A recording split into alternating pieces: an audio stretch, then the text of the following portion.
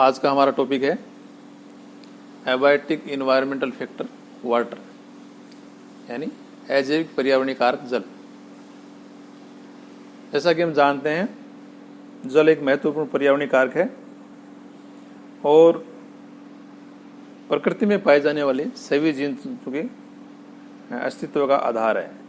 यानी जीवों का जो अस्तित्व है वो पानी के बिना संभव नहीं है।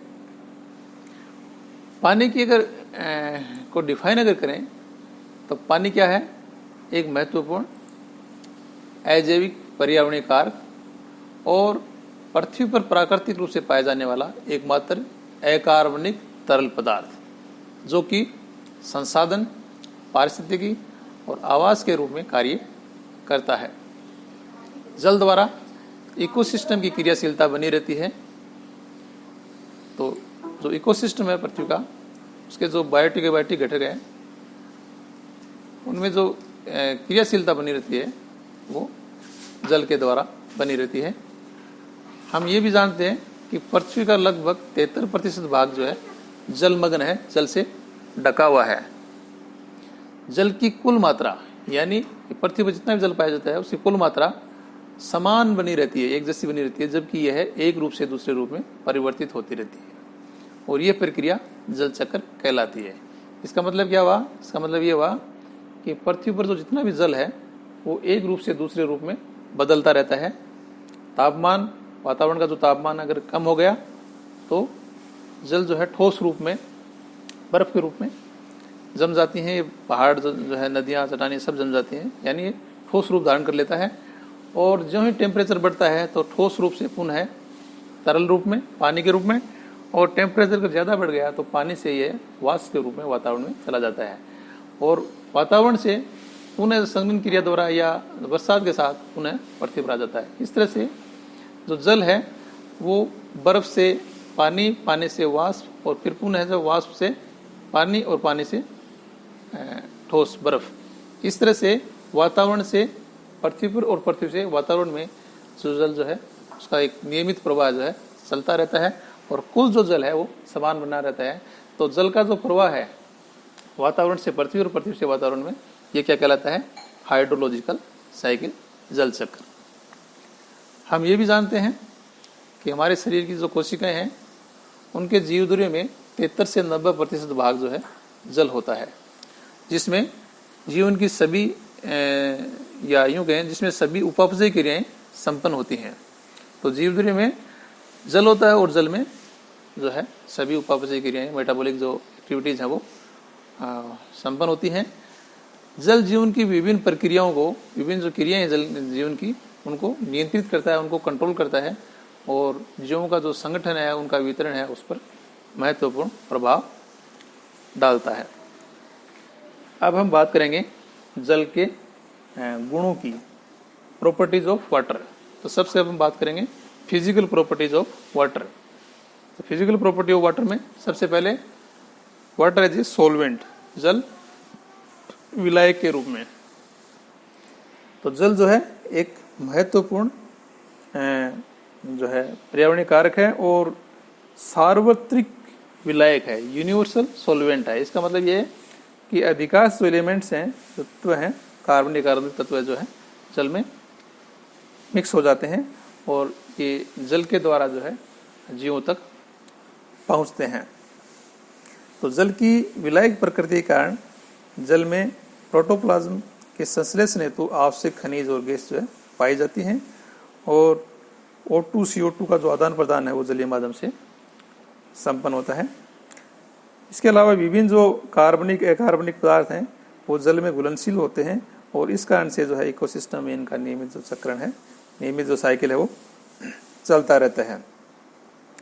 तो जल एक ऐसा माध्यम है जिसमें जैविक घटक में उपस्थित, यानी जो अजैविक घटक है में उपस्थित विभिन्न जो पदार्थ हैं वो इकोसिस्टम द्वारा सजीवों तक पहुंचते हैं। जो हमारा एबायोटिक जो कंपोनेंट है वो जो है इकोसिस्टम द्वारा सजीवों तक पहुंचते हैं। मरुस्थलीय वातावरण में भी जो पोषक पदार्थ हैं वो पादप के जड़ों द्वारा जल में मिक्स होकर तरल रूप में प्लांट्स तक पहुंचते हैं या प्लांट्स द्वारा अवशोषित होते हैं। अब हम बात करेंगे विशिष्ट ऊष्मा की। जल का महत्वपूर्ण जो है दूसरा जो गुण है वो है विशिष्ट ऊष्मा। विशिष्ट ऊष्मा क्या है? 1 मिलीलीटर जल का तापमान 1 डिग्री बढ़ाने के लिए आवश्यक ऊर्जा या कैलोरी की जो मात्रा है वो विशिष्ट ऊष्मा कहलाती है।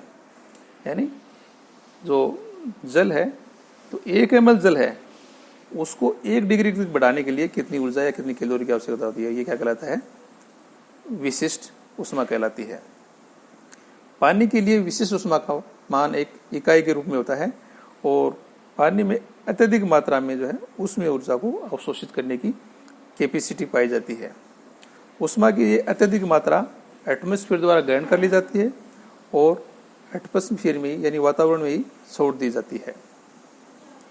तो जो वातावरण है हम देखते हैं कि जैसे तालाब है, झील है, समुद्र, यानी जो जलीय जो सोर्स हैं, एक्वाटिक जो सोर्स हैं, उसमें जो टेम्परेचर है वो धीरे धीरे बढ़ता है और धीरे धीरे कम होता है। तो टेम्परेचर धीरे धीरे बढ़ना और धीरे धीरे कम होना इस गुण के कारण, इस प्रॉपर्टीज के कारण, पानी की इस प्रॉपर्टी के कारण जो एक्वाटिक हैबिटाट हैं उनका टेम्परेचर जो है लगभग स्थिर रहता है, ज़्यादा विचलित नहीं होता, जो है समान बना रहता है। और इसके साथ ही अगर मौसमी परिवर्तन हो, सीजनल चेंजेस हो, तो भी वो जो टेम्परेचर है उसमें कोई ज़्यादा परिवर्तन नहीं आता, वो भी नियत बना रहता है। अब हम तीसरे गुणधर्म की बात करेंगे, गुप्त ऊष्मा। गुप्त ऊष्मा वह मात्रा है जो किसी पदार्थ को ठोस से तरल अथवा तरल से गैस में बिना किसी तापीय परिवर्तन के रूपांतरण के लिए आवश्यक होती है। यानी ठोस यानी बर्फ से मान लो पानी और पानी से वाष्प, तो ठोस से तरल और तरल से गैस रूप में बिना किसी तापीय परिवर्तन के लिए आवश्यक हो, वो क्या कहलाती है? गुप्त ऊष्मा कहलाती है। इस कारण से जल का जो है ठोस में रूपांतरण होने पर ऊष्मा की अत्यधिक मात्रा निर्मुक्त होती है। यानी जल जो है बर्फ में जब चेंज होता है, परिवर्तन आता है, तो जो है उस दौरान अत्यधिक मात्रा जो है इसकी ऊष्मा की जो है बाहर निकलती है, निर्मुक्त होती है। और जल का गैस में रूपांतरण होने पर अत्यधिक मात्रा या अत्यधिक ऊष्मा अवशोषित होती है। जल की गुप्त ऊष्मा के कारण वायुमंडल यानी जैव स्फीयर का जो वातावरण है वो न केवल स्थिर बना रहता है, बल्कि पानी के वाष्पीकरण तथा वर्षा के रूप में संघनन भी है इसमें होता रहता है। और इस तरह से ये जो है हाइड्रोलॉजिकल साइकिल जो है नियमित रूप से चलता रहता है। अब हम अगले कैरेक्टर की बात करेंगे, पृष्ठ तनाव। पानी के अणुओं के मध्य पाए जाने वाला लेटरल अट्रैक्शन यानी पार्श्व आकर्षण, जिसके द्वारा जल के अणु आपस में जुड़े रहते हैं और पानी की सतह पर एक फिल्म का निर्माण करते हैं, फिल्म का कार्य करते हैं। तो पानी का ये जो कैरेक्टर है, ये जो गुणधर्म है, ये क्या कहलाता है? पृष्ठ तनाव कहलाता है। पारे को अगर छोड़ दें तो पानी का पृष्ठ तनाव सर्वाधिक होता है। पृष्ठ तनाव के कारण कोशिका के अंदर और बाहर रिक्तियों का निर्माण होता है और कोशिका के अंदर बाहर जो है पानी का जो बहाव है वो है पृष्ठ तनाव के कारण होता है। यानी जल जो है अंदर प्रवेश करता है, बाहर निकलता है, वो पृष्ठ तनाव के कारण होता है। इसी प्रकार से प्लांट्स में जो भूमिगत पानी है उसका अवशोषण होता है, ऊपर तक पानी चढ़ता है, वो पृष्ठ तनाव के कारण ही चढ़ता है।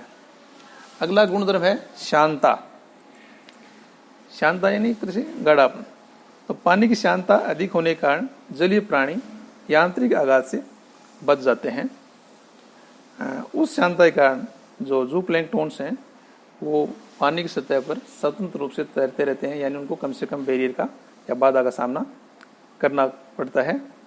शांतता के कारण प्राणियों में जो है घर्षण के प्रति प्रतिरोधकता बढ़ जाती है और इस तरह से जो है इनको बैरियर है, इनसे बचने के लिए ये जो है म्यूकस का स्राव करते हैं या इनका शरीर जो है चिकना होता है, जिसके कारण से पृष्ठ तनाव कम हो जाता है और ये जीव जो है आसानी से उस पर अपना जीवन संचालित कर पाते हैं। अगला गुणधर्म है घनत्व। हम जानते हैं पानी का घनत्व 4 डिग्री सेंटीग्रेड पर सर्वाधिक होता है।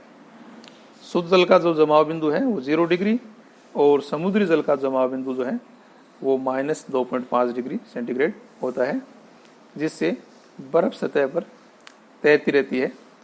इसी कारण गहरा जो तालाब है, जो झील है, या जो यूँ कह सकते हैं तालाब या झील की जो गहराई है, वहाँ पर बर्फ जमती नहीं। यानी ऊपरी सतह पर जहाँ पर टेम्परेचर कम होता है, जो ठोस रूप ले लेता है, बर्फ का रूप ले लेता है, लेकिन इसके ठीक नीचे की जो सतह है वहाँ पर टेम्परेचर ज़्यादा होता है और इस कारण से वो वहाँ पर जो जीवजात है उनका जो जीवन है वो सफल रूप से संचालित होता रहता है। अगला गुणधर्म है ऊष्मीय संचालन।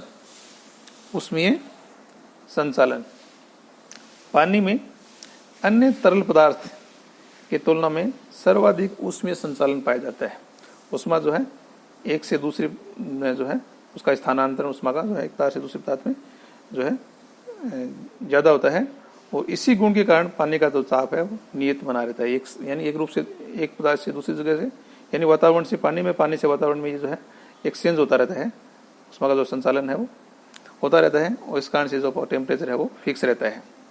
एक कोशिका में उपरोक्त क्रियाओं के द्वारा उत्पन्न ऊष्मा जीवों द्वारा एक कोशिका से दूसरी कोशिका में स्थानांतरित हो जाती है। अगला जो गुणधर्म है वो है सैलिनिटी या लवणता। तो ये जो जल है ये भी इसका गुणधर्म है। जैसे समुद्र जो है या कुछ झील है वहाँ पर लवणता जो है ज़्यादा पाई जाती है, और जो वो जीवजात पाए जाते हैं उनका जो वितरण है वो उसके आधार पर प्रभावित होता है। एक तरह से ये कहें तो लवणता जो है एक तरह से एक लिमिटिंग फैक्टर का काम भी करती है। इस लवणता के कारण जलीय जीवन जो है प्रभावित होता है। अगला है वेदन यानी लाइट पेनिट्रेशन यानी प्रकाश वेदन। तो जलीय सोर्स हैं, जलीय स्रोत हैं, जैसे नदी, झील, समुद्र जो है वो जो है एक तरह से पारदर्शी माध्यम है, और पारदर्शी माध्यम जो है शुद्ध जल के जो स्रोत हैं वो ज़्यादा हैं। जो समुद्र वगैरह हैं वो वहाँ पर साल्ट ज़्यादा मिक्स होता है। कुछ अन्य जो वनस्पति जात या जीवजात होने के कारण वो इतने पारदर्शी नहीं होते जितने नदी और झील होते हैं। तो जल एक पारदर्शी माध्यम है, और इस पारदर्शिता के कारण प्रकाश जो है जल में एक निश्चित गहराई तक प्रवेश करता है, और जल के द्वारा जो है प्रकाश का अवशोषण होता है। तो जो प्रकाश जो है विकिरण के रूप में जल में प्रवेश करता है। प्रकाश जो है विकिरण जो है विकिरण ऊर्जा मान लीजिए आप, विकिरण ऊर्जा के द्वारा जो है ऊष्मा में रूपांतरित होती है। लेकिन जो जितना भी जो विकिरण है उस जल स्रोत पे जाती हैं वो सारी की सारी जो है अब्सॉर्ब नहीं होती, क्योंकि वो कुछ जो है नीचे तक और गहराई तक जाती हैं। तो पानी में उपस्थित विभिन्न कण, विभिन्न जैसे पार्टिकल्स कहें, सेंट पार्टिकल्स वगैरह, वहाँ प्लांट्स भी हैं, मान लो एल्गी वगैरह है, या जो कुछ जीव हैं वहाँ पर, तो उसका प्रकाश का कुछ भाग जो है इनके द्वारा अवशोषित हो जाता है, और कुछ भाग जो है और गहराई में जाता है। तो वो भाग जल स्रोत का वो भाग या वो ऊपरी भाग जहाँ पर प्रकाश वेदन ज़्यादा होता है या अच्छी तरह से होता है वो क्या कहलाता है? फोटिक जोन, प्रकाशित क्षेत्र। और प्रकाशित क्षेत्र के ठीक नीचे का भाग जहाँ पर प्रकाश की जो विकिरणें हैं वो कम पहुँच पाती हैं, वेदन कम हो पाता है, वो एफोटिक जोन कहलाता है।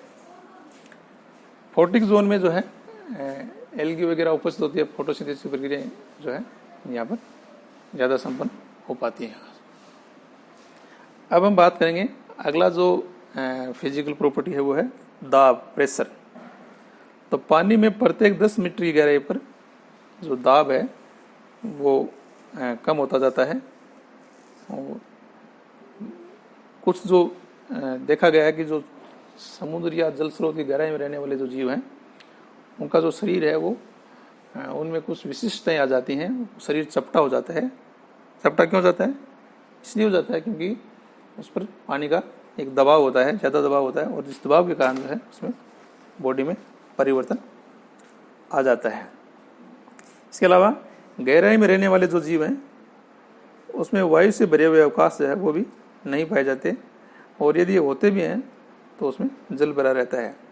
तो दाब के कारण पानी की विलायकता और जो आयनों का जो वियोजन है, प्रश्नाव वगैरह जो है, ये सब सारे प्रभावित होते हैं। अब हम बात करेंगे जल के रासायनिक गुण। जल के रासायनिक गुण, तो सबसे पहले गैसों की जल में विलेयता। तो हम जैसा कि जानते हैं कि जीवन के लिए जितनी भी गैसें जो है, आवश्यक गैसें यूँ कहें, वो है जल में घुलनशील होती हैं, और ये जो गैसें हैं ये जो है जीवों तक जल के साथ पहुंचती हैं। जैसे हम बात करें कि जो एटमॉस्फेयर है उसमें गैस की सांद्रता, उसका लवणता, उसका तापमान और जल में उसकी जो विलेयता है, ये जो है इस बात पर निर्भर करता है कि जो है उसमें कौन सी गैस है और टेम्परेचर कितना है, वो उसमें साल्ट है कि नहीं है, कितना है, ये सब है, उस पर डिपेंड करता है। यदि किसी भी गैस की सांद्रता एटमॉस्फेयर में अधिक हो तो जल में इसकी विलेयता भी अधिक होती है। जैसे हम बात करें ऑक्सीजन की, तो ऑक्सीजन गैस जो है एक महत्वपूर्ण पर्यावरणीय कारक है, और जलीय प्राणियों में जो श्वसन है वो जलीय क्यों सभी जीवों में जो है श्वसन क्रिया जो है उसमें ऑक्सीजन की महत्वपूर्ण भूमिका होती है।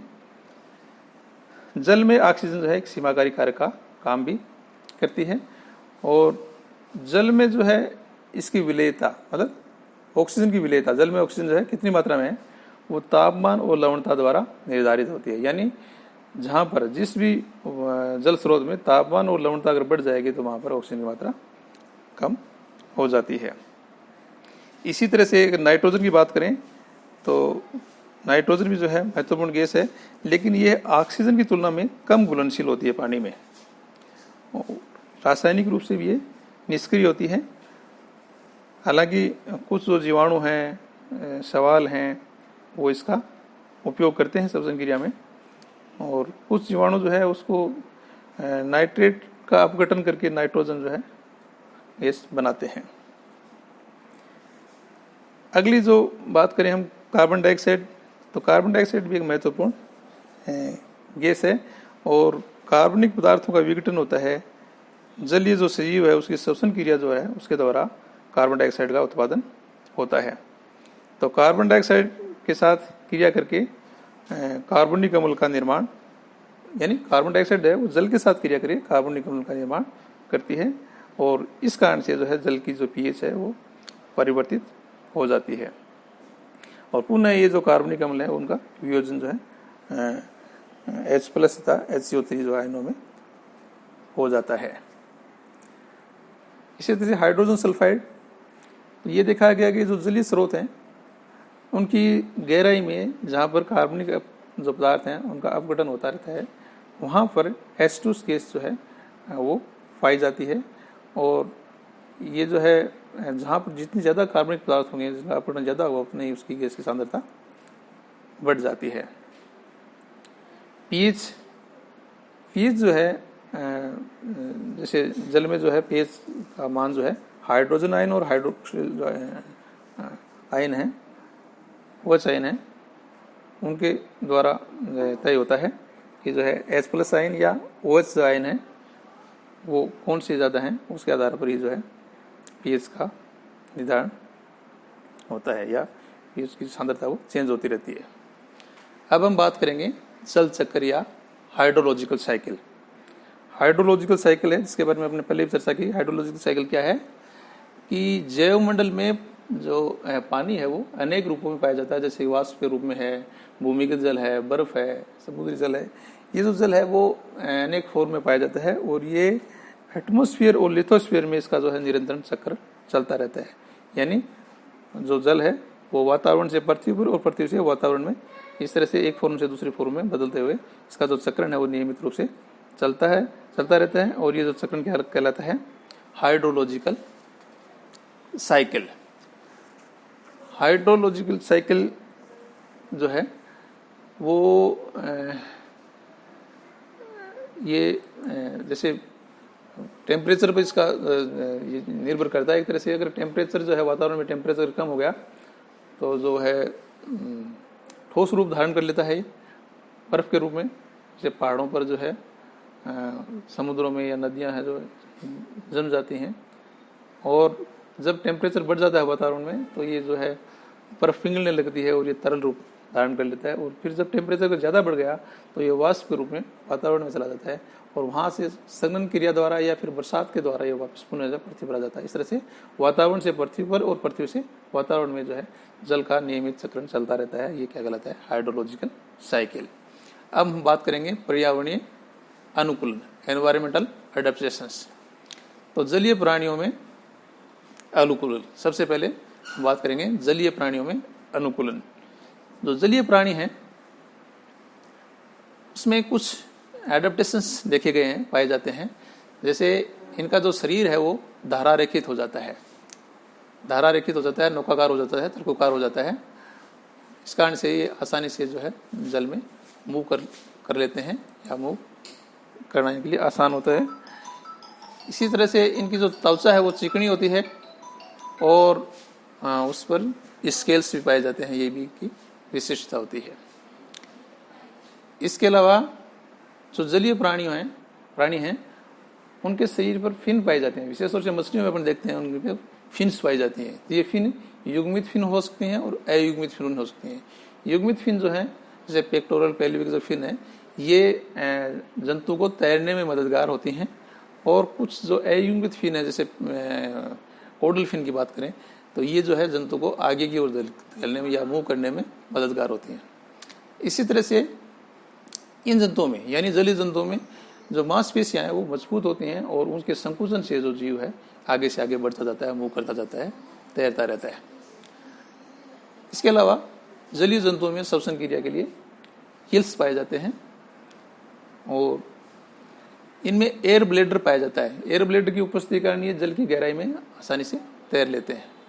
इसके अलावा इनमें लेटरल लाइन सेंस ऑर्गन पाया जाता है, और लेटरल लाइन सेंस ऑर्गन जो पाया जाता है जलीय जीवों में, इसके कारण से ये टेम्परेचर का अनुमान लगा लेते हैं। यानी एक तरह से ताप संवेदी अंग होता है, और ताप का अनुमान लेती हैं, तो ये उस हिसाब से अपने जो है अपना जो माइग्रेशन है वो तय कर लेती हैं, या अपने आप का बचाव कर लेती हैं। इसी तरह से जो जलीय प्राणी हैं इनकी जो त्वचा है वो सल्क या जो कह सकते हैं म्यूकस से ढकी रहती है, तो इससे जो शिकारी इनको आसानी से पकड़ नहीं पाते, क्योंकि चिकनी हो जाती है और ये बच जाते हैं। इसी तरह से कुछ और भी अनुकूलन जो है जलीय जीवों में देखे गए हैं। जैसे गर्दन अनुपस्थित या छोटी, जो जलीय जंतु हैं इनमें या तो गर्दन होती ही नहीं, या अगर होती है तो छोटी होती है, और इनकी जो अस्थियां हैं वो न्यूमेटिक टाइप होती हैं, हल्की होती हैं, वातिल होती हैं। बाह्यकरण सामान्यतः अनुपस्थित होता है। अब हम बात करेंगे मरुस्थलीय अनुकूलन की, यानी जो जंतु मरुस्थल में पाए जाते हैं वो कैसे अपने आप को सुरक्षित कर पाते हैं, जल की वहाँ पर क्या भूमिका है, और या जल को वो कैसे बचा पाते हैं, सुरक्षित रख पाते हैं। तो जो मरुस्थलीय जंतु हैं उनमें जो अनुकूलन पाए जाते हैं उसमें पहला है बिलकारी आवास, यानी इनका जो हैबिटाट होता है, आवास होता है, वो कैसा होता है? बिलकारी होता है। यानी ये जंतु बिल में रहते हैं, और बिल में रहते हैं तो इस कारण से वहाँ नमी बनी रहती है, और जो पानी है शरीर का उसका लॉस कम से कम होता है। दूसरा, ये अधिकांश जंतु रात्रिचर होते हैं। रात्रिचर होने के कारण से रात्रि के समय तापमान कम होता है, और ये पुनः जो है पानी को संरक्षित रख पाते हैं।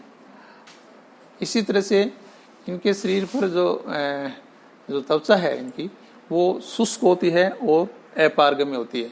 शुष्क और अपारगम्य होने से वाटर लॉस जो है, या जो स्वीट के रूप में पानी जो बाहर निकलता है वो कम से कम निकल पाता है, और ये पानी को संरक्षित रख पाते हैं। स्वीट ग्लैंड्स भी जो है कम पाई जाती हैं।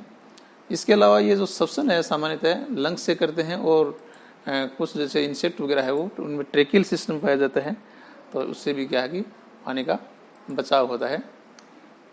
एक अन्य खास बात अपन करें, यहाँ पर डायपोज की स्टेज भी देखने को मिलती है। डायपोज क्या होता है कि जब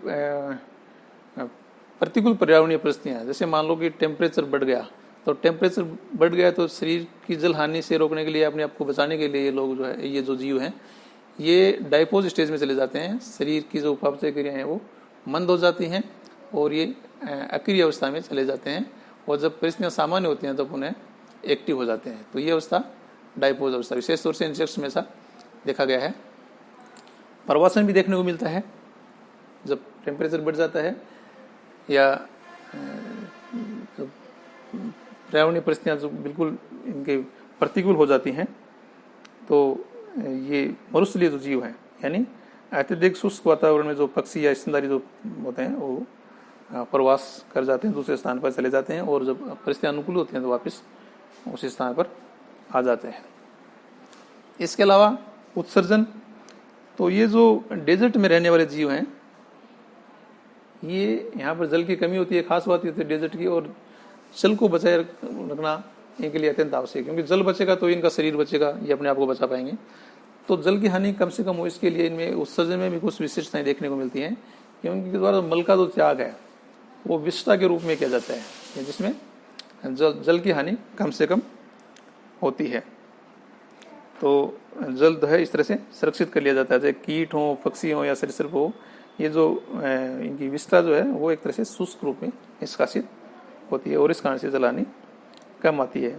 या ये कहें कि जो है ये सांद्रित जल भी, मूत्र भी अगर करते हैं तो सांद्रित होता है अत्यधिक, इससे जल हानि कम होती है, यानी जल को अवशोषित कर लिया जाता है। कुछ जीवों में ये खासियत देखी गई है कि वो जो है जल का अवशोषण कर लेते हैं, जैसे ग्रास हॉपर में जो है, ग्रास हॉपर की जो त्वचा है वो वातावरण की नमी को अवशोषित करके अपना जो है जीवन संचालित करते हैं।